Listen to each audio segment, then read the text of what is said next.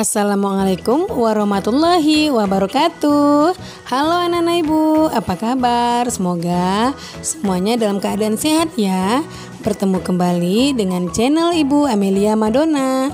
Kali ini ibu akan mengajarkan tentang tema 2, persatuan dalam perbedaan. Subtema 3, bersatu kita teguh. Pembelajaran 1, tonton sampai habis ya, jangan di skip. Materi ini berdasarkan buku guru dan buku siswa kurikulum 2013 dan Bu Pena 6A penerbit Erlangga. Sebelum nonton, jangan lupa kamu tekan tombol like, comment, share, and subscribe ya. Juga tekan tombol lonceng notifikasinya agar kamu tidak ketinggalan video-video pembelajaran terbaru dari channel Ibu Amelia Madonna berikutnya. Terima kasih. Persatuan akan memperkuat tekad sehingga menghasilkan tujuan yang ingin dicapai.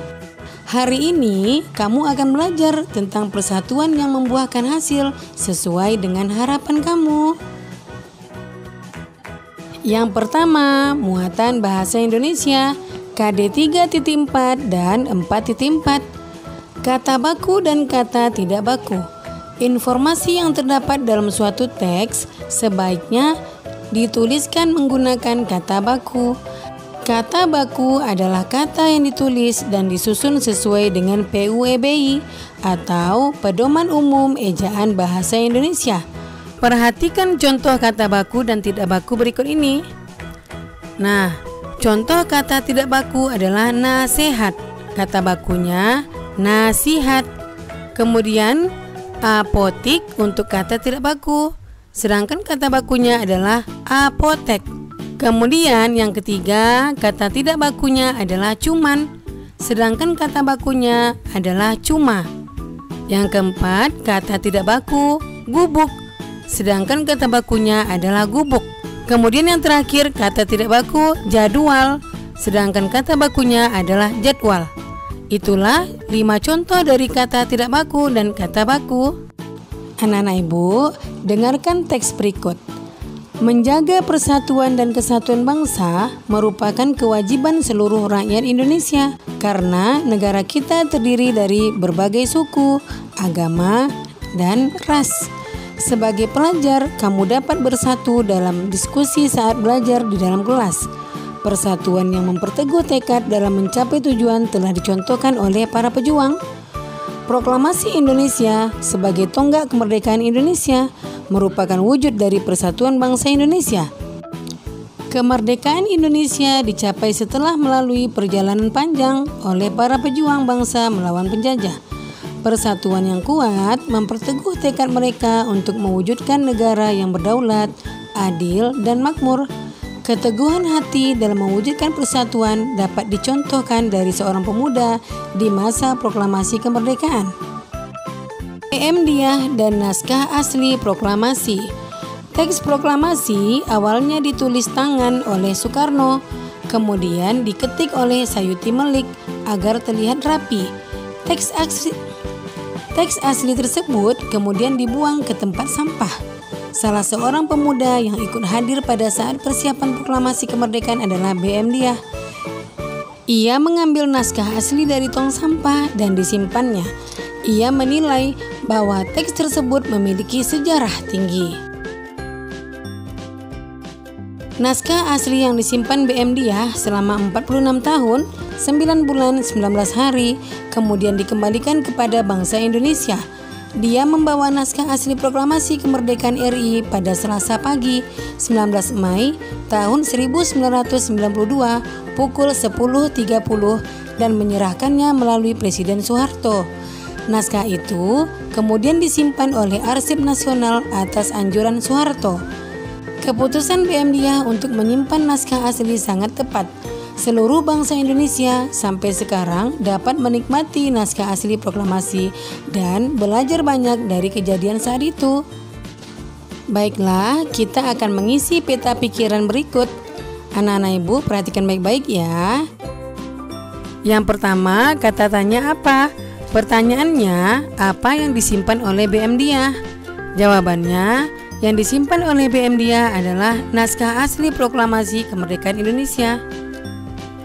Yang kedua, kata tanya mengapa. Pertanyaannya, mengapa BM Diah menyimpan teks proklamasi tersebut? Jawabannya adalah, ia menilai bahwa teks tersebut memiliki sejarah tinggi. Kemudian kata tanya ketiga adalah siapa? Pertanyaannya, siapa yang menganjurkan naskah tersebut disimpan oleh Arsip Nasional? Nah, jawabannya, yang menganjurkan naskah tersebut disimpan oleh Arsip Nasional adalah Presiden Soeharto. Kata tanya keempat adalah bagaimana? Pertanyaannya, bagaimana keputusan BM Diah? Jawabannya adalah, keputusan BM Diah untuk menyimpan naskah asli sangat tepat. Seluruh bangsa Indonesia sampai sekarang dapat menikmati naskah asli proklamasi dan belajar banyak dari kejadian saat itu. Kemudian kata tanya berikutnya adalah kapan? Pertanyaannya, kapan BM Diah menyerahkan naskah tersebut? Jawabannya adalah pada Selasa pagi tanggal 19 Mei tahun 1992 pukul 10.30. Nah, kemudian kata tanya terakhir adalah di mana? Pertanyaannya, di mana BM Diah mengambil teks tersebut? Jawabannya adalah BM Diah mengambil teks tersebut di tong sampah. Itulah peta pikiran teks tentang BM Diah dan naskah asli proklamasi. Yang kedua, muatan IPA KD 3.3 dan 4.3. Manfaat adaptasi makhluk hidup bagi manusia dan lingkungan.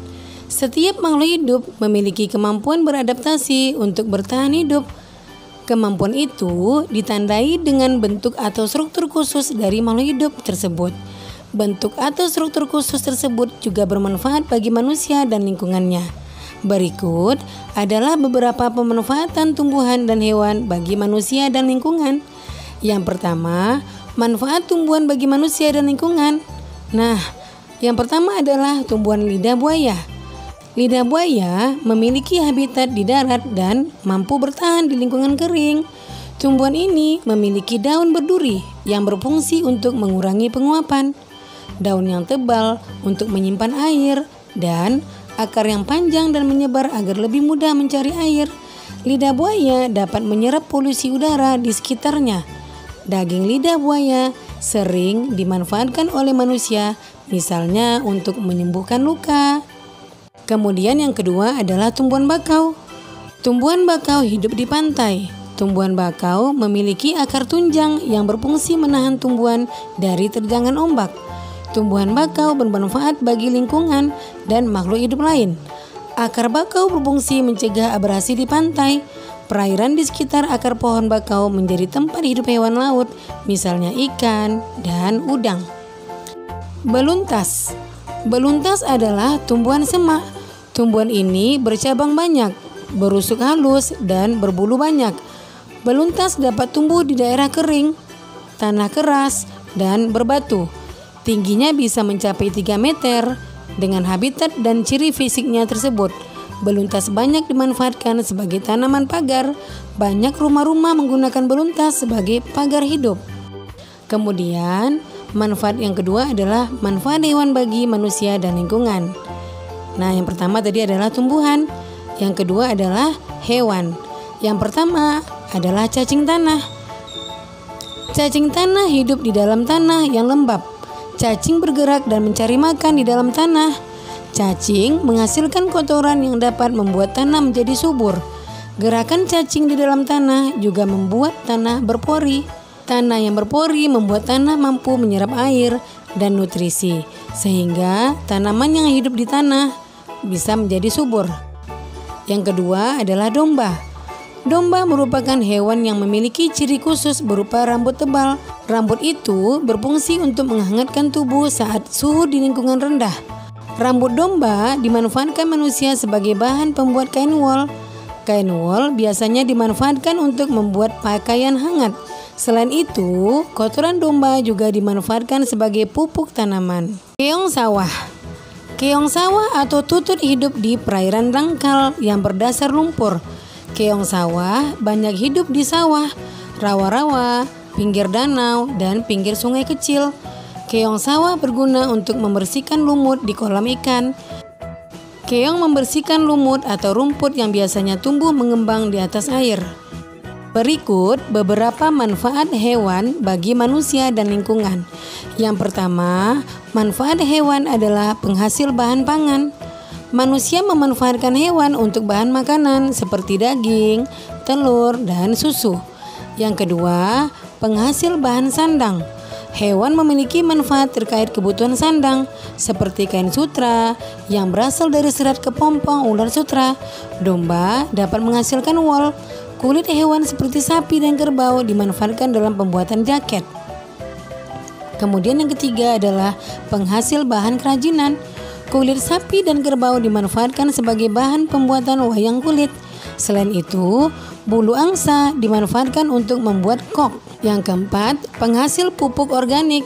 Kotoran berbagai jenis hewan seperti sapi dan kambing dapat digunakan sebagai bahan pembuatan pupuk organik yang baik dan tidak membahayakan bagi lingkungan.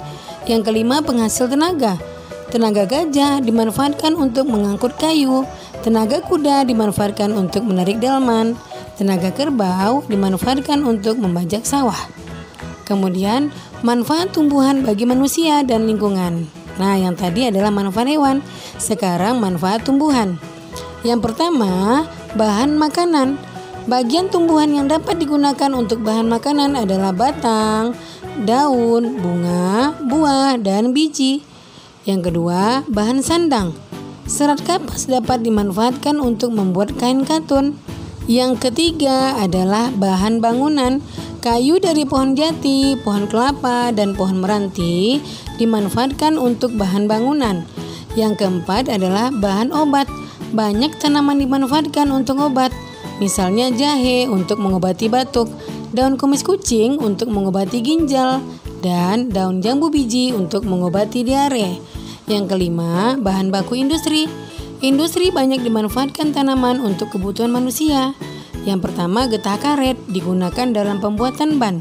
Yang kedua, getah pinus dimanfaatkan sebagai orang dalam industri cat. Yang ketiga, kayu pinus digunakan dalam industri kertas. Kemudian, buah kelapa sawit dimanfaatkan sebagai bahan dalam industri minyak goreng. Nah, manfaat tumbuhan yang keenam adalah bahan pewarna alami. Tanaman dapat digunakan sebagai pewarna, misalnya sawi dan pandan untuk warna hijau, wortel berwarna jingga, dan kunyit berwarna kuning. Kemudian, yang ketujuh atau yang terakhir adalah menjaga kualitas air. Tanaman bakau menjadi penyaring alami dari air laut menjadi air tawar. Nah, itulah 7 manfaat tumbuhan bagi manusia dan lingkungan. Kemudian muatan IPS KD 3.4 dan 4.4. Manfaat kemerdekaan bagi kesejahteraan bangsa Indonesia. Pada masa penjajahan, bangsa Indonesia tidak mendapatkan hak-haknya sebagai warga negara. Bangsa Indonesia juga mengalami kesengsaraan. Setelah kemerdekaan diproklamasikan, kehidupan bangsa Indonesia berangsur membaik. Bangsa Indonesia memulai pembangunan dalam berbagai bidang. Nah, yang pertama adalah di bidang pendidikan. Bangsa Indonesia melaksanakan pembangunan di bidang pendidikan. Pada masa penjajahan, pendidikan hanya dimiliki oleh golongan bangsawan. Selain itu, hanya kaum laki-laki saja yang berhak memperoleh pendidikan. Setelah kemerdekaan, seluruh rakyat Indonesia berhak memperoleh pendidikan yang layak. Pria dan wanita memiliki hak yang sama untuk memperoleh pendidikan tersebut. Mereka dapat bersekolah dan memperoleh ilmu pengetahuan sebagai bekal masa depan. Pendidikan yang layak bagi semua golongan merupakan salah satu tujuan bangsa Indonesia. Hal tersebut tercantum dalam pembukaan Undang-Undang Dasar 1945 alinea keempat, yaitu mencerdaskan kehidupan bangsa. Yang kedua, di bidang perekonomian. Sebelum merdeka, sebagian besar rakyat Indonesia hidup dalam perekonomian yang sulit. Kebijakan para penjajah amat menyengsarakan rakyat. Bahkan, beberapa kebijakan seperti tanam paksa, kerja rodi, atau romusa menyebabkan kematian rakyat Indonesia. Setelah merdeka, perekonomian Indonesia berhasil dikuasai oleh negara. Pemerintah mulai memperbaiki perekonomian bangsa Indonesia. Rakyat Indonesia dibebaskan untuk melakukan kegiatan ekonomi untuk meningkatkan kesejahteraannya. Hal ini sesuai dengan cita-cita bangsa Indonesia yang tercantum dalam pembukaan Undang-Undang Dasar 1945 alinea kedua, yaitu kemerdekaan negara Indonesia yang merdeka, bersatu, berdaulat, adil dan makmur. Yang ketiga, di bidang sosial. Setelah proklamasi kemerdekaan, setiap rakyat Indonesia memiliki hak dan kewajiban yang sama. Tidak ada lagi pengelompokan rakyat Indonesia seperti pada masa penjajahan. Setiap suku memiliki derajat yang sama. Keberagaman budaya pun mulai terlihat dan dilestarikan sebagai kekayaan bangsa. Meningkatkan kesejahteraan rakyat merupakan tanggung jawab pemerintah. Akan tetapi, sebagai warga negara kita dapat ikut serta meningkatkan kesejahteraan masyarakat sekitar. Misalnya, dengan membuka lapangan pekerjaan untuk mengurangi pengangguran dan mendukung program pemerintah. Kesejahteraan juga dapat terwujud jika warganya hidup rukun. Kerukunan membuat rakyat dapat bekerja sama dalam mencapai tujuan, yaitu meningkatkan kesejahteraan bersama. Nah, demikian video pembelajaran Ibu kali ini. Semoga bermanfaat ya. Jangan lupa kamu jaga kesehatan, ikuti protokol kesehatan, tetap di rumah, dan semoga wabah COVID-19 cepat berakhir dan anak-anak Ibu bisa datang ke sekolah lagi, bertemu teman-teman dan guru yang dicintai. Sekian, Assalamualaikum warahmatullahi wabarakatuh.